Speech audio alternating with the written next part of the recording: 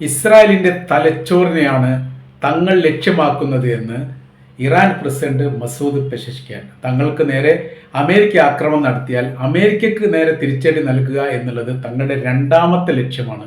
ആദ്യത്തെ ലക്ഷ്യം ഇസ്രായേൽ ആയിരിക്കും. അതിൻ്റെ കാര്യം ഇസ്രായേലിൻ്റെ സുരക്ഷയുമായിട്ട് ബന്ധപ്പെട്ട കാര്യത്തിന് വേണ്ടിയിട്ടാണ് ഇറാനെ അവരാക്രമിക്കുന്നത് എന്നതിനാൽ എന്ത് കാരണത്താലാണോ ആക്രമിക്കപ്പെടുന്നത് ആ വിഭാഗത്തെ ഇല്ലാതാക്കുക എന്നുള്ളത് തങ്ങളുടെ ലക്ഷ്യമായിരിക്കും.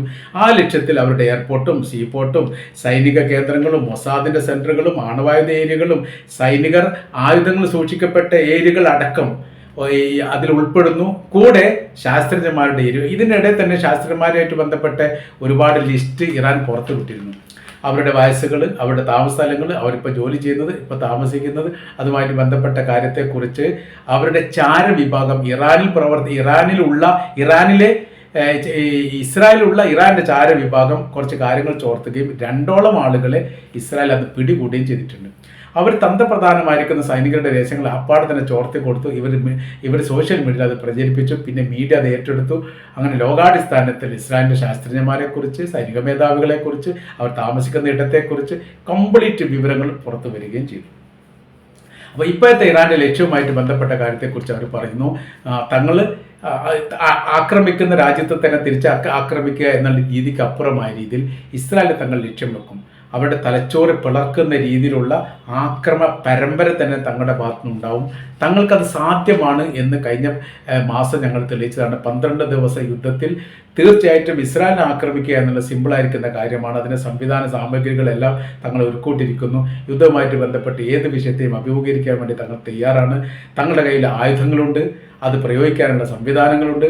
അതിന് അവരുടെ ഈ സൈനിക മേധാവികളും സൈനികരും തയ്യാറാണ്. പിന്നെ പേടിക്കേണ്ട കാര്യമൊന്നുമില്ല. തങ്ങൾക്ക് നേരെ വരുന്ന ആക്രമത്തെ അതിശക്തമായ രീതിയിലുള്ള തിരിച്ചടി കൊണ്ട് തങ്ങൾ പ്രതികരിക്കും എന്നവർ പറയുകയും ചെയ്തു. ഇസ്രായേലിൻ്റെ സംരക്ഷണവുമായിട്ട് ബന്ധപ്പെട്ട കാര്യം പല ഘട്ടങ്ങളിലും അമേരിക്ക ആവർത്തിച്ച് പറയാറുണ്ട്. അതുകൊണ്ട് തന്നെ അവരെ തന്നെ ലക്ഷ്യമാക്കുക എന്നുള്ളത് തങ്ങളുടെ ആഗ്രഹമാണ്, താല്പര്യമാണ്. മുൻപ് തന്നെ പറഞ്ഞ ആയത്തുള്ള അലി ഖുമൈനി ഇസ്ലാമിക വിപ്ലവം 1979 ഇറാനിൽ സ്ഥാപിച്ചതിനോടനുബന്ധിച്ച് തന്നെ പറഞ്ഞിരിക്കുന്ന പ്രസ്താവന ഈ ഭൂപടത്തിൽ നിന്ന് ഇസ്രായേലിനെ നീക്കം ചെയ്യുക എന്നുള്ളത് തങ്ങളുടെ വിശ്വാസത്തിൻ്റെ ഭാഗമായിട്ട് തങ്ങൾ ഭാവിയിൽ ചെയ്യാൻ പോകുന്നതാണ് എന്നുള്ളതാണ്. അത്ര കർശനമായിരിക്കുന്ന ഒരു വാക്ക് ഇതിന് മുൻപോ അതിനുശേഷമോ ആരും പറഞ്ഞിട്ടുള്ള ഒരു പ്രത്യേകതയുണ്ട്. കൃത്യമായ രീതിയിൽ അമേരിക്കയ്ക്കും ഇസ്രായേലിനും പേടിയുള്ളതും ഒരേ ഒരു രാജ്യം ഇറാൻ മാത്രമാണ്. ഏകദേശം 60ഓളം മുസ്ലിം രാജ്യങ്ങളുണ്ടായിട്ട് ഇറാനെ പേടിക്കും പോലെ അമേരിക്കയോ ഇസ്രായേലോ മറ്റൊരു ലോക രാജ്യത്തെയും പേടിക്കുന്നില്ല എന്നുള്ളതും യാഥാർത്ഥ്യമാണ്. അപ്പോൾ ഈ ബങ്കർ ബസ്റ്റർ ബോംബുകളൊക്കെ ഉപയോഗിച്ചുകൊണ്ട് ഇറാനെ ആക്രമിക്കാൻ വേണ്ടി ശ്രമിക്കുകയും അതിലവർ പരാജയപ്പെടുകയും ചെയ്ത കാര്യം ഓർമ്മിപ്പിച്ചുകൊണ്ട് തന്നെ ഇറാൻ്റെ പ്രസിഡന്റ് മസൂദ് പെസഷ്കിയാൻ പറയുന്നുണ്ട്, നിങ്ങളുടെ കൈവശത്തിലുള്ള ഏറ്റവും ശക്തമായിരിക്കുന്ന ആയുധം തന്നെയാണ് തങ്ങളുടെ ആണവായുധ റിയാക്ടറുമായിട്ട് ബന്ധപ്പെട്ട് നിങ്ങൾ പ്രയോഗിച്ചത്. അതെല്ലാം പൊട്ടിത്തെറിച്ച് നാമാശേഷമായി എന്നുള്ളതും വലിയ ദുരന്തങ്ങൾ ഉണ്ടാകും, ഒരുപാട് ഇറാനികൾ കൊല്ലപ്പെടും എന്നൊക്കെ നിങ്ങൾ കണക്ക് കൂട്ടി. പക്ഷേ IAEA ആ സമയത്ത് ഇറാനിൽ പ്രവർത്തിക്കുന്നുണ്ട്. അവർ വളരെ കൃത്യതയോടുകൂടി പറഞ്ഞു, ഒന്നും സംഭവിച്ചിട്ടില്ല.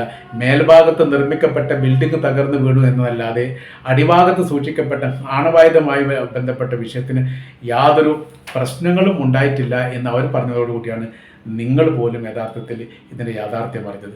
പിറ്റേ ദിവസം രാവിലെ അമേരിക്കൻ പ്രസിഡന്റ് ഡൊണാൾഡ് ട്രംപ് ലോകത്തോട് സംസാരിച്ചു. നമ്മൾ കേട്ടതാണ്. അദ്ദേഹം പറഞ്ഞിരിക്കുന്നത് തകർത്തിരിക്കുന്നു, അതൊന്നും ഇല്ലാതായിരിക്കുന്നു.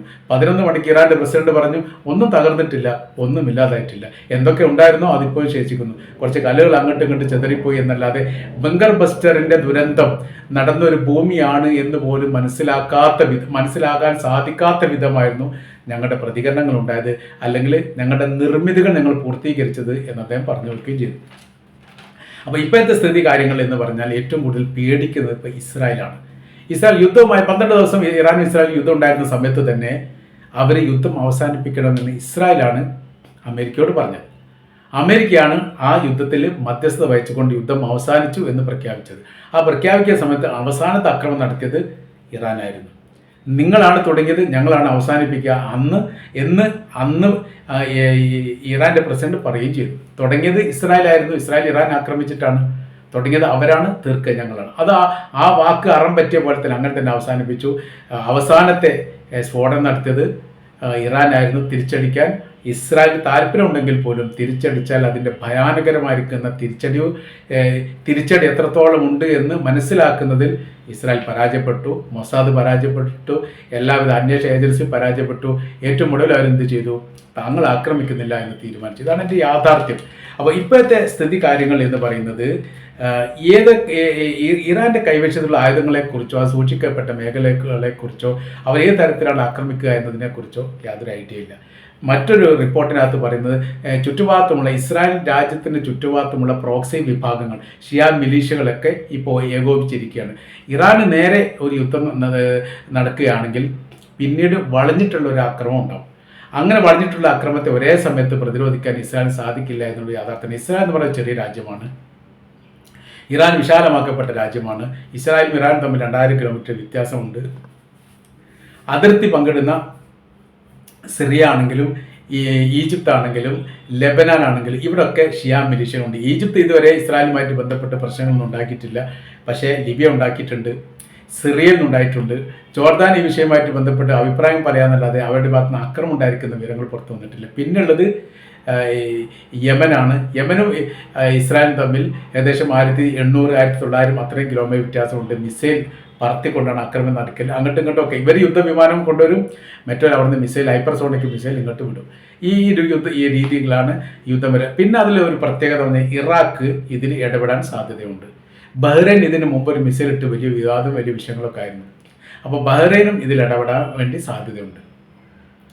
അങ്ങനെ വരുന്ന സമയത്ത് വളഞ്ഞിട്ടുള്ള ഒരു ആക്രമണത്തെ പ്രതിരോധിക്കാൻ ഇപ്പോഴത്തെ നിലവിൽ ഇസ്രായേലിന് വലിയ സംഘബലോ ശക്തിയോ ഇല്ല. അവർ ക്ഷയിച്ചിരിക്കുന്ന ഒരു രീതിയിലേക്ക് കാര്യങ്ങൾ പോകും. ഇപ്പോഴത്തെ ഒരു രാജ്യവുമായിട്ട് യുദ്ധം ചെയ്യുകയാണെങ്കിലും ഒരു രാജ്യത്തെ ആക്രമിക്കുകയാണെങ്കിലും ഇസ്രായേലിനെ സംബന്ധിച്ചിടത്തോളം ആയുധത്തിൻ്റെ കുറവോ കാര്യങ്ങളുണ്ടെങ്കിൽ അത് അമേരിക്ക ചെയ്തു കൊടുക്കും. കൂട്ടായ രീതിയിലുള്ള അക്രമമാണെങ്കിൽ അതിനെ പ്രതിരോധിക്കുക എന്ന് പറയുന്നത് സൈനികപരമായിരിക്കുന്ന ബലവും ശക്തിയും ഇസ്രായേലിന് വേണം. അത് യുദ്ധം ചെയ്തുകൊണ്ട് ഇസ്രായേലിലുള്ള എല്ലാ സൈനികർക്കും ഇപ്പോൾ കടുത്ത നിരാശയാണ്, പ്രയാസമാണ്. കാരണം വിജയിക്കാത്തൊരു യുദ്ധത്തിൻ്റെ മുൻപിൽ ജീവൻ നഷ്ടപ്പെടുന്ന ഒരു സ്ഥിതിയാണുള്ളത്. 1000-ഓളം ഇസ്രായേലി സൈനികർ ഗസ യുദ്ധവുമായിട്ട് ബന്ധപ്പെട്ട് കൊല്ലപ്പെട്ടിട്ടുണ്ട് എന്ന് ഇസ്രായേൽ തന്നെ സ്വീകരിച്ചിട്ടുണ്ട്. 980 എങ്ങാനും അവർ പറഞ്ഞിട്ടുണ്ട്. അങ്ങനെ വരുന്ന സമയത്ത് നമുക്ക് ഊഹിക്കാവുന്നതേ ഉള്ളൂ എത്രത്തോളം ഉണ്ട് എന്നുള്ളത്. അപ്പോൾ ഇസ്രായേലിനെ സംബന്ധിച്ചിടത്തോളം യുദ്ധം ചെയ്തിട്ട് ആരെങ്കിലും സൈനികർ പരാജയപ്പെടുകയോ നാശങ്ങളോ നഷ്ടങ്ങളോ ഉണ്ടായാൽ ഒരിക്കലും സ്ഥിരീകരിക്കുകയില്ല. ഈ ഇറാന്റെ ആക്രമണവുമായിട്ട് ബന്ധപ്പെട്ട് ഏറ്റവും ഒടുവിൽ അവർ റഷ്യ പുറത്തുവിട്ടിരിക്കുന്ന സാറ്റലൈറ്റ് ചിത്രത്തിൻ്റെ അടിസ്ഥാനത്തിലാണ് തങ്ങൾ ആക്രമിക്കപ്പെട്ടിട്ടുണ്ട് എന്നുള്ള കാര്യം തന്നെ ഇസ്രായേൽ ലോകത്തോട് പറഞ്ഞു. അതുവരെ മൗനം പാലിച്ചാണ് പത്ര മീഡിയക്കൊക്കെ വലിയ വിലക്കുണ്ടായി, തങ്ങൾ പറയാത്ത ഒരു കാര്യം റിപ്പോർട്ട് ചെയ്തതെന്ന് പറഞ്ഞു. അങ്ങനെ അവരും ആ വിലക്ക് അംഗീകരിക്കപ്പെട്ടു. പിന്നീട് ഈ യുദ്ധങ്ങൾ ഇങ്ങനെ നടന്നു പോകുന്നത് ലൈവായ രീതിയിൽ പോലും റിപ്പോർട്ട് പുറത്തു വന്നിട്ട് സോഷ്യൽ മീഡിയ ഒക്കെ വലിയ രീതിയിൽ അത് പ്രചരിപ്പിക്കുകയും ചെയ്തു. പക്ഷേ ഇസ്രായേൽ അതൊന്നും അംഗീകരിച്ചിട്ടില്ല എന്നുള്ളത് യാഥാർത്ഥ്യം. ഇപ്പോഴത്തെ സ്ഥിതി കാര്യങ്ങൾ മറ്റൊരു തലത്തിലാണ്. ഓരോ ദിവസം കഴിയുന്നതിനനുസരിച്ച് ഇറാൻ സംഘബലമായ രീതിയിൽ ശക്തി ഉണ്ടാക്കുന്നു, അവർ നിലപാടുകൾ പറയുന്നു, അവർ ആക്രമിക്കുമെന്ന് പറയുന്നു. അതിനെ പ്രതികരിക്കാൻ വേണ്ടിയിട്ട് ഇസ്രായേലിന് സാധിക്കുന്നില്ല.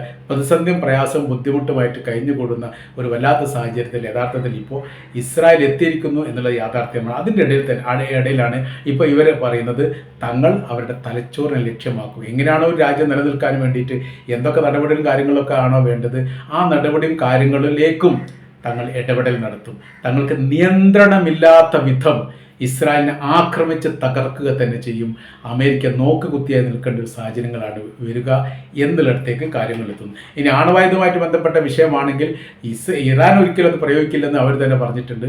അവരുടെ കയ്യിൽ ഇല്ലാന്നും അവർ പറയുന്നുണ്ട്, പ്രയോഗിക്കില്ല എന്ന് പറയുന്നത്. എന്നാൽ ഇസ്രായേൽ അത്തരം ഒരു പ്രവൃത്തി ചെയ്താൽ പിന്നീട് തങ്ങൾക്കൊന്നും ആലോചിക്കാനില്ല എന്നും പറയുന്നുണ്ട്. തിരിച്ചാക്രമിക്കുകയായിരിക്കും ഉദ്ദേശം. അതിനെക്കുറിച്ച് വിശദീകരണമൊന്നും പറഞ്ഞിട്ടില്ല. ഏതായാലും ഇറാന്റെ കൈവശത്തിൽ ആണവായുധമുണ്ട് എന്ന് ലോകം വിശ്വസിക്കുന്നു. അത് പക്ഷേ അംഗീകരിക്കുന്നതിന് ഇറാൻ അംഗീകരിച്ചിട്ടില്ല എന്നുള്ളത് മറ്റൊരു കാര്യം. അപ്പോൾ അത് ഏത് തരത്തിലാണ് പ്രയോഗിക്കുക എന്നതുമായി ബന്ധപ്പെട്ട് വലിയ പ്രയാസം, വലിയ ബുദ്ധിമുട്ട് യഥാർത്ഥത്തിൽ ഇപ്പം തന്നെ ഇസ്രായേൽ അനുഭവിക്കുന്നുണ്ട് എന്നുള്ളതാണ് ഈ വിഷയവുമായിട്ട് ബന്ധപ്പെട്ട് നമുക്ക് മനസ്സിലാക്കാൻ വേണ്ടിയിട്ട് സാധിക്കുന്നത്.